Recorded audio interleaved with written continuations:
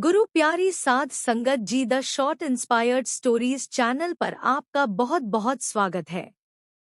Video शुरू करने से पहले कृपया आप मेरे चैनल को सब्सक्राइब जरूर करें और साथ में बेल आइकन को भी दबा दें ताकि मेरे नए वीडियो का नोटिफिकेशन आपको मिल जाए। और अगर वीडियो अच्छा लगे तो कृपया लाइक, कमेंट और ज़्यादा से ज़्यादा शेयर करें।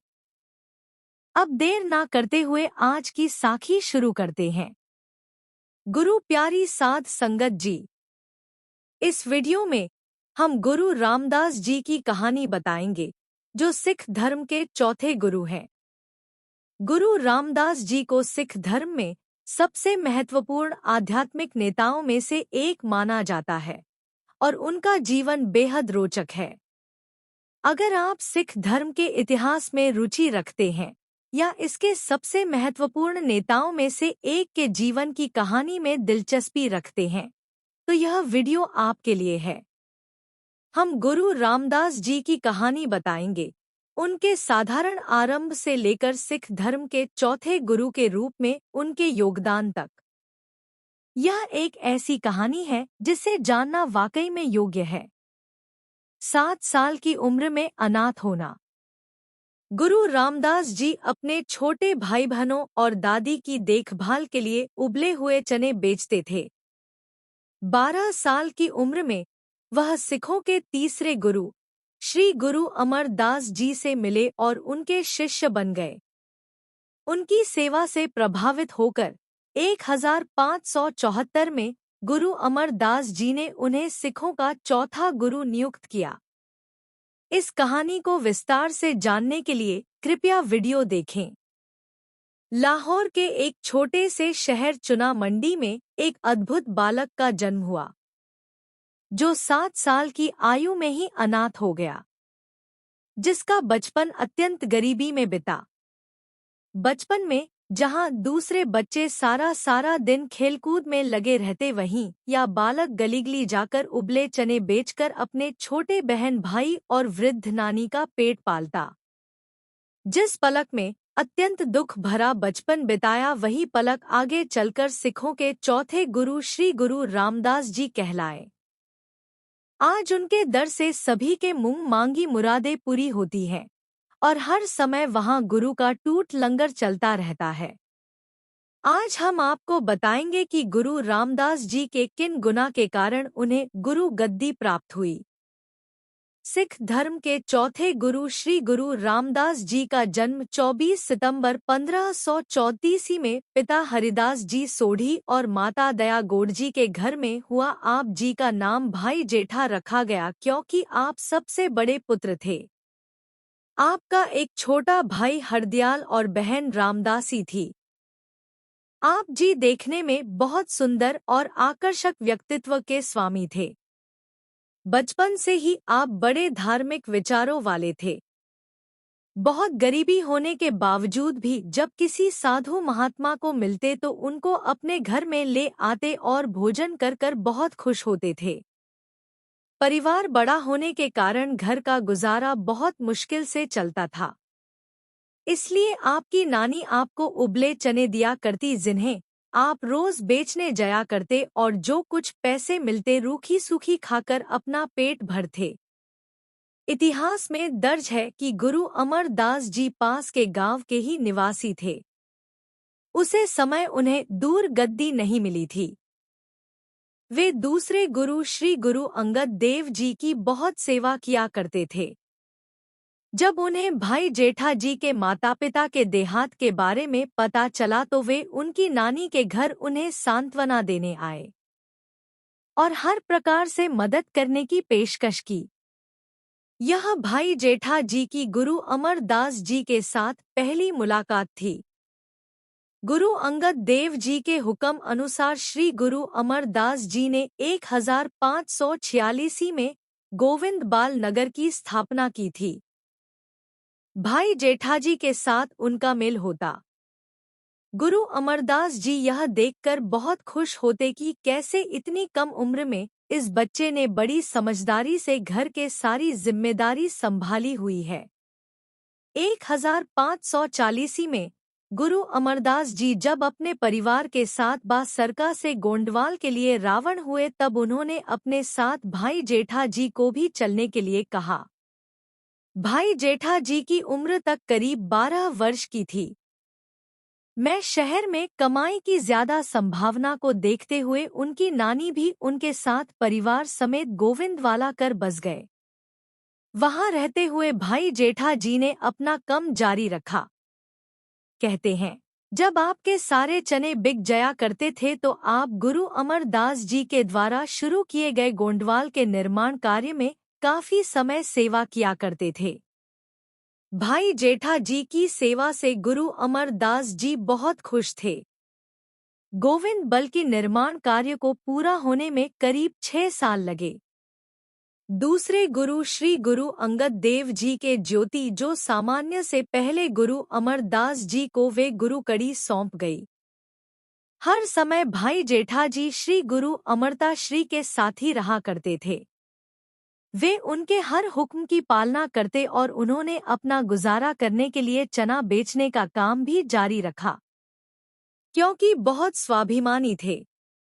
उनकी अटूट सेवा भक्ति देखकर एक बार गुरु अमरदास जी ने अपने पास बुलाकर कहा, बेटा तुम क्या इच्छा लेकर यहाँ आए हो? भाई जेठा जी ने कहा, मैं तो सभी इच्छाएं त्याग कर ही आपके पास आया हूँ। जिसे सुनकर गुरु अमरदास जी अत्यंत प्रसन्न हुए। इतिहास में दर्ज है, एक बार माता मनसा देवी जी ने अपने पति गुरु अमरदास जी से कहा कि उनकी बेटी भानी भी अब विवाह के योग्य हो चुकी है, सो उसके लिए कोई योग्यवी ढूंढना चाहिए। गुरु जी ने स्वाभाविक ही उनसे पूछ लिया कि लड़का किस तरह का होना चाहिए।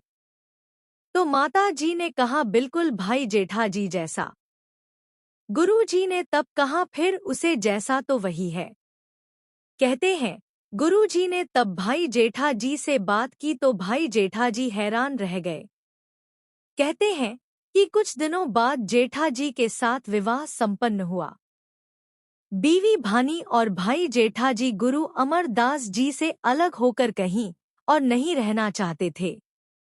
इसलिए गुरु जी ने अपने पास ही उनके रहने के लिए घर बनवा दिया, जहां रहकर उन दोनों ने अपना कर्म पहले की तरह जारी रखा। भाई जेठा जी ने गुरु घर का जमाई बनने के बाद भी सेवा में कोई कमी ना दी। वो पहले की ही तरह लंगर की सेवा करते, पंखा जलाते, पानी पिलाते और टोकरी धोया करते।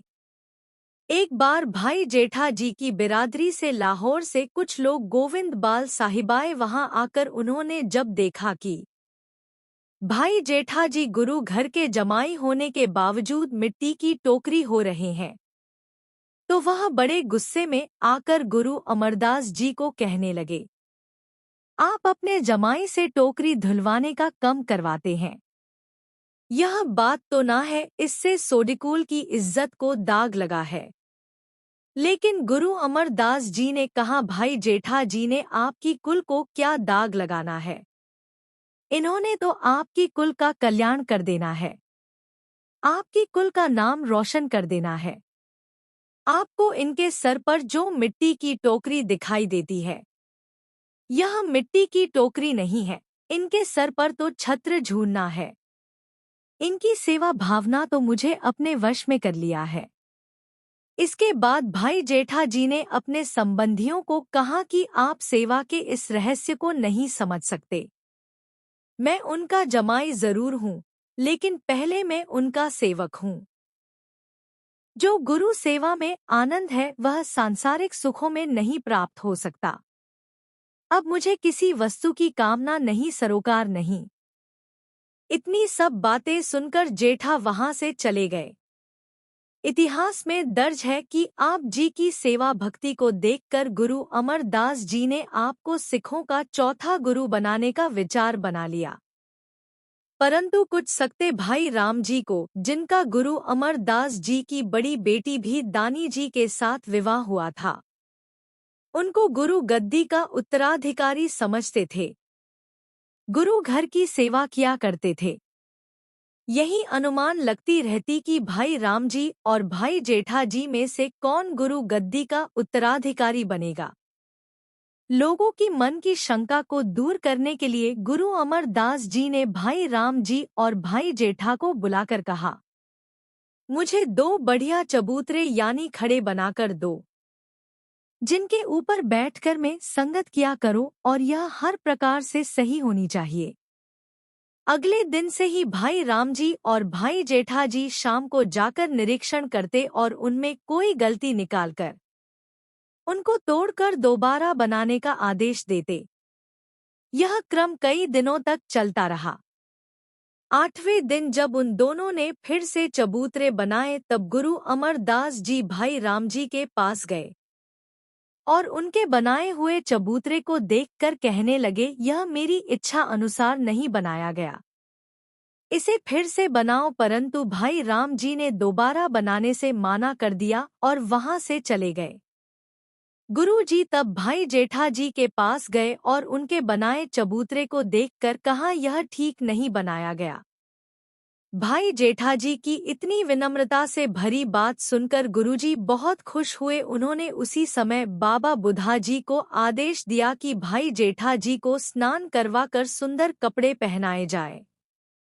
फिर उन्होंने भाई जेठा जी को गुरुगद्दी पर बिठाकर 5 पैसे और एक नारियल रखकर उनकी 3 परिक्रमा ली और माथा टेक। सारे संगत ने भी आकर भाई जेठा जी को माथारे का और उन्हें बेंटेन दी। तब गुरु अमरदास जी ने वचन किया कि अब से भाई जेठा जी अपने असली नाम गुरु रामदास जी के नाम से जाने जाएंगे। अक्सर कई लोगों का मत है कि गुरु अमरदास जी ने आखिर अपने परिवार वालों को गुरु गद्दी सौंप, पर हमें इस बात को नज़रअंदाज नहीं करना चाहिए कि गुरु रामदास जी ने बचपन से ही हर चुनौतियों को हंसते हंसते स्वीकार किया। अत्यंत गरीबी में भी अपना स्वाभिमान नहीं छोड़ा, कम क्रोध मोह लोभ अहंकार जैसे विकारों को अपने पास भटकने ना दिया। सब्र और विनम्रता के साथ साथ पूरी निष्ठा से अपने गुरु की सेवा करना ही उनके जीवन का सबसे बड़ा उद्देश्य था, जिस कारण उन्हें गुरु गद्दी की प्राप्ति हुई।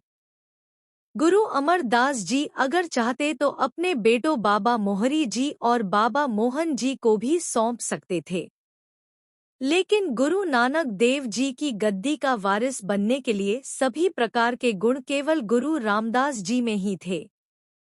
सद्गुरु कृपा करें और हम भी इन 5 बिकानों से बचकर अपने मनुष्य जीवन के उद्देश्य को पूरा करें।